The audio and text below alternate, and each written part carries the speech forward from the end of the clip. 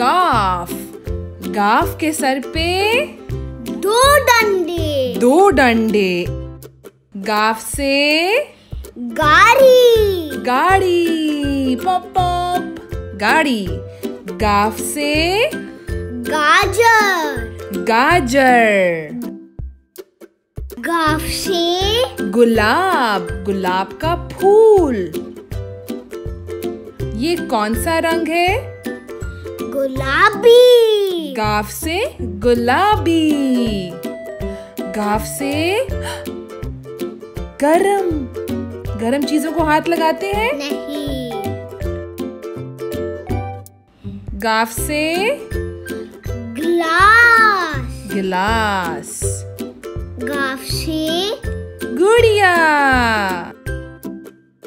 गाफ से गेंद। बॉल को उर्दू में गेंद कहते हैं। गाफ से गाफ से गर्दन। आपकी गर्दन कहाँ है? यहाँ। गाफ से गुलहरी। स्क्विरल को उर्दू में गुलहरी कहते हैं। अब हम गाफ लिखते हैं। गो down, make a sleeping line, और ऊपर जाएं, गो अप। गाफ के सर पे एक, दो डंडे। अब आप भी लिखें। Go down, make a sleeping line, go up and make two डंडास। एक, दो।